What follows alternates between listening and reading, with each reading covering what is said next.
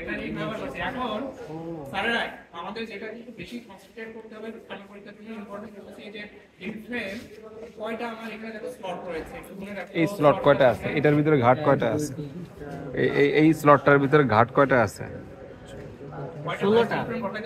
16টা sir. এখন তাহলে সামনে যে আসো বসো পয়সা দেখানো ক্যাম্প কয়টা আছে? ক্যাম্প 16টা না, এখানে ক্যাম্প কয়টা আছে? এই বসো ভাই, বসো বসো, এই বসো, হাত না দিয়ে এখানে দেখি, একটা টর্চ বাড়ি দেখো, টর্চ দেই। 4 5 6 7 8 9 10 11 ক্যাম্প হচ্ছে দেখাই 1 2 3 4 5 6 7 8 9 10 10টা ফ্রেম আছে কিনা দেখো তো। এখানে কয়টা ফ্রেম আছে? কয়টা ফ্রেম আছে?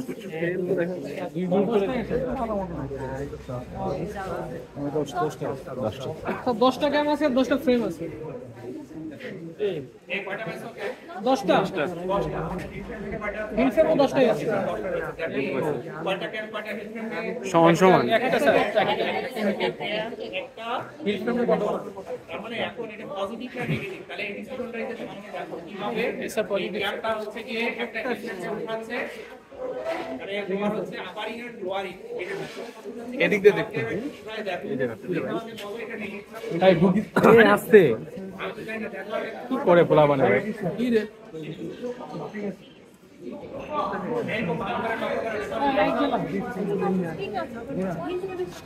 স্যার দুই গ্রুপ করে বুঝি, আমি দেখাচ্ছি হ্যাঁ স্যার দুই গ্রুপ করে বুঝি স্যার। বাইরে ঢুকতে দে জনি আমি বলি এটা এই হলো ট্রেডেল লিভারটা, হ্যাঁ এই ট্রেডেল লিভারের নিচে দেখো এই যে ভাই স্প্রিং আছে, এই যে স্প্রিং আছে আছে স্যার কাছে লোয়ারিংটা কাজ করে স্প্রিং এ, আপারিংটা কাজ করে ক্যামে, তার মানে এটা কি নেগেটিভ, ক্লিয়ার? কারণ হচ্ছে এখানে লোয়ারিং এর জন্য কাজ করছে স্প্রিং এ আর আপারিং এর জন্য ক্যামে, তার মানে কি নেগেটিভ শেয়ারিং মেকানিজম। স্প্রিংটা এই যে এখানে এই যে আপারিং কি কিসের মাধ্যমে ক্যামের মাধ্যমে, তাহলে এটা কিভাবে ফাংশনিং হচ্ছে বলতে পারবা? ক্যাম কিভাবে হচ্ছে মেকানিজমটা বলো তো। দেখাচ্ছি এই একটু এখানে বসো লাইট দে, আবে আস্তে একটু লাইট দাও ভাই, লাইট দাও। ক্যামের এই যে নোজটা, হ্যাঁ হিট করে কাকে? এই নোজ, এটার ক্যাম না, এই ক্যামের নোজটা ওখানে দেখি আমরা একটা ইয়া আছে, ফলোয়ার আছে, ওই ফলোয়ারটাকে ধাক্কা দেয়, ফলোয়ারের সাথে কার কানেক্টেড আছে? কার না, ট্রেডেল লিভার, ট্রেডেল লিভারের সাথে মাথা স্পিন কানেক্ট করা আছে জাস্ট ওটার নিচে। দেখি আমরা কোন একটাকে মেনশন করি, আমরা কোন লিভারটাকে করব? এটাকে, হ্যাঁ রাইট, ক্যাম এইভাবে ঘুরবে, আমরা এটাকে মেনশন করি। দেখি এটা কি করে, এটা যখন যায় তার মানে ওই যে ওই ও পুশ করতে, তার মানে পুশ করছে, এটা উপরের দিকে উঠতেছে, ঠিক আছে? তার মানে 1 2 3 পিছনের 3 নাম্বারটা উপরে উঠতেছে, ঠিক আছে? এই যে, ঠিক আছে? তার মানে কি, আরে ফলোয়ার গুলো হচ্ছে এই যে এগুলা, হ্যাঁ এটার সাথে ওই লিভারের সাথে যে স্পিন কানেক্ট করা আছে, ট্রেডেল লিভারের সাথে স্পিন করা আছে, ঠিক আছে? ট্রেডেল লিভার কি পিভট করা আছে, এইটা এই ক্যামের এই নোজটাকেই ট্রেডেল লিভারটি বোল্ট ফলোয়ারকে, হ্যাঁ ট্রেডেল লিভারটা কি স্পিনে পিভট করা আছে, হ্যাঁ ফলোয়ারটা কি এই যে ফলোয়ারটা, হ্যাঁ লাইটটা দেখা, এই যে ফলোয়ার ঘুরে, এই যে ঘুরে, এখন এটাকে ফলো করি, হ্যাঁ এটাকে ঘুরাই তো দেখি, ওইদিকে হ্যাঁ ওইদিকে, এই দেখি এটা এখন ধাক্কা দেয় কিনা, দেখি এই ফলোয়ারটা ওটাকে ধাক্কা দেয় কিনা। আবার 3 নাম্বারটা এখন উপরে উঠতেছে, হচ্ছে, তার মানে জি বের হয়ে যাচ্ছি, আরে 1 মিনিট আমি আসতেছি, ঠিক আছে? এভাবে সার্ফেসে যতগুলো আছে, যার সার্ফেসে ফলোয়ারের সার্ফেসে যাবে, নোজ ধাক্কা দিল, ওজনের কাজ করবে। রিলিজ হয়ে গেলে নিচে নামবে। এটা হচ্ছে কি টেলিলিভার থেকে একটু কাজ করতে কিবোর্ড করা আছে মাঝখানে। হ্যাঁ, 100% ফালকাম না থাকলে ভেঙে যাবে। ফালকাম না থাকলে, ফালকাম বা কিবোর্ডিং যাই বলি, ওটা না থাকলে কি করব? ভাই আপনার এটা যা ধাক্কা দিব ভেঙে যাবে। কার সাথে কানেক্ট করা আছে? ক্যামেরা এখানে ফলোয়ারের সাথে ক্যামের সারফেস, আর ফলোয়ারের সাথে ট্যাডেল লিভারের সারফেস, আর ট্যাডেল লিভারের সাথে নিচে স্প্রিং করা আছে। এখন ফলোয়ার যখন ধাক্কা দেয় তখন ট্যাডেল লিভারটা উপরে ওঠে, এখন নামানোর যে কাজটা করে লোয়ার কাজটা করে স্প্রিং এ। এটা কিভাবে নামতেছে? লোয়ারটা মানে স্প্রিং কিভাবে? লোয়ারটা স্প্রিংটা টান দিয়ে দিতেছে আবার। স্প্রিং এ প্রেসার দেওয়া আছে, স্প্রিং কাজকে নিচে টেনে দেওয়া। এখন স্প্রিং ওগুলো স্যার ক্যাম যখন ঘুরতেছে, সবাইকে ক্যাম যখন ঘুরতেছে এটা কাজ। একটু সবাইকে একটু দেখাও, ওদেরকে দেখাও। ফোনটা একটু একটু সাইড দেন। আমি আটকে আছি। আপনি একটা আসেন, ও বলতে থাকুন। ফোনটা ধরে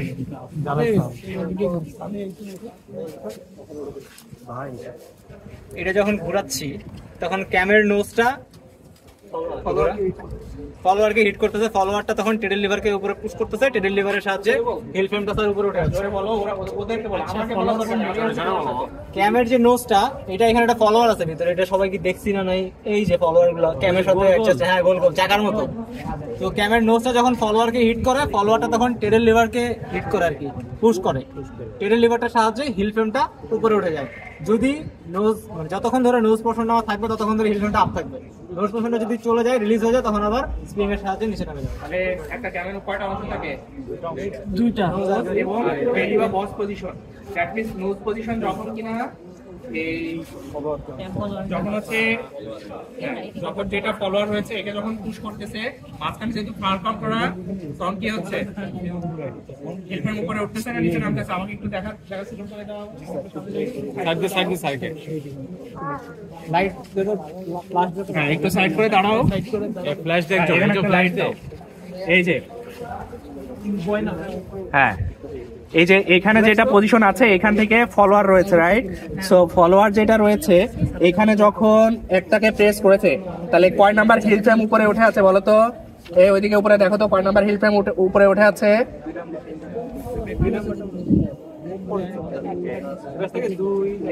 এক নাম্বার হিল ফ্রেম হচ্ছে কি উপরে আছে, এই দাঁড়াও থামো।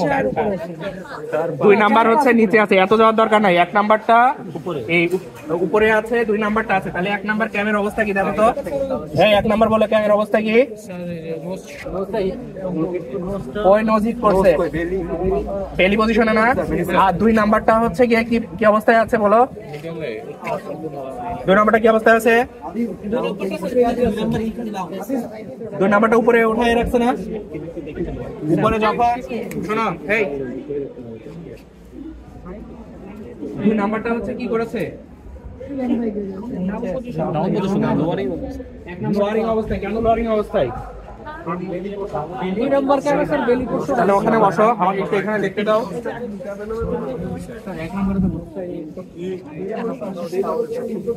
এই পাশ থেকে 1 নম্বরে এই পাশ থেকে যাবে আর কি। 1 নম্বরের নোজ বিশাল বড় ভাই। লাগে ঘুরা তো আমার ঘুরা। এই নোজ হিট করতে দেয়। এই জন্যই ওটা উপরে। হ্যাঁ, ওই জন্যই তো হ্যাঁ, এটার কথা বলছি। আর একের নোজ অনেক বড়। যদি থাকে অনেকক্ষণ তাহলে আমি এই যে ওদের এই যে এরিয়াটা দেখাতে বলছি যে এল টাইপের এটা ঠান্ডা দিলে লুকটা ছিল। হ্যাঁ, এটা তো ভাই আগের আছে ভাই। এটা কাজ করে না? তাহলে কোনটা কাজ করে? মাঝখানে 6টা ক্যাম দুটো বাদ দেন, তাহলে হলো 1 2 3 4 5 6, এই 6টা, এই 6টা বাদ। ও ওই চারটা বাস এই ছয়টা তাহলে এটা কাজ করতেছে, তাই না? আচ্ছা, 1 নাম্বার যদি কাজ করে, আমি বলেছি যে 1 নাম্বার যেহেতু উপরে উঠে আছে, তাই না? 1 নম্বর নোজ পজিশন আর নিচে নামাবে না না, 1 নাম্বার পজিশন হচ্ছে গিয়ে উপরে উঠে আছে। তাহলে 1 নাম্বারে এটা দেখো তো, ওই নোজ পজিশন কি প্রেস উপরে আছে? হ্যাঁ, স্যার, নোজ পজিশন যদি ওকে প্রেস করে তাহলে এটা কেন উপরে উঠলো, এটা আবার বলো।